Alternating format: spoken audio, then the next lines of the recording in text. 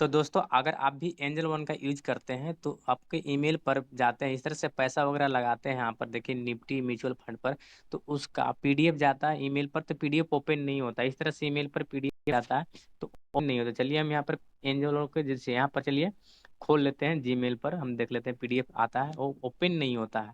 तो चलिए हम यहाँ पर जीमेल को खोल लेते हैं, इस तरह से जीमेल को खोल लेते हैं।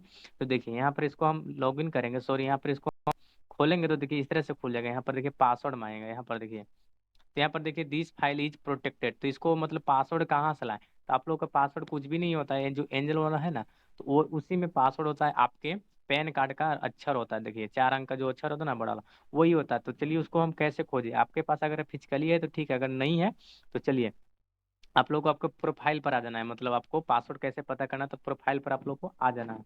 इस तरह से प्रोफाइल पर आते थे, यहाँ पर देखिए कुछ भी नहीं करना, पर्सनल डिटेल्स पर आ जाना है। यहाँ पर देखिए पर्सनल डिटेल्स पर आ चुके हैं, तो यहाँ पर देखिए पैन कार्ड का यहाँ पर नंबर मिल गया ना, तो इसे 4 अंक का होता है। तो हम 4 अंक यहाँ पर डाल लेते हैं तो हमारा खुल जाएगा। तो चलिए आप लोग को हम खोल के दिखा देते हैं।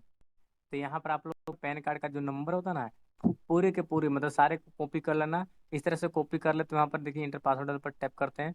यहाँ पर पासवर्ड को मैं कॉपी कर लेता हूँ, चलिए यहाँ पर कॉपी करके पेस्ट करके ओपन इसको कर लेता हूँ। इस तरह से खोल लेते हैं। यहाँ पर देखिए हमारा खुल चुका है बहुत सारे यहाँ पर चीज, तो मैं इसे हाइड कर देता हूँ क्योंकि हमारा पर्सनल डिटेल्स है। अच्छा लगा वीडियो तो लाइक कीजिए।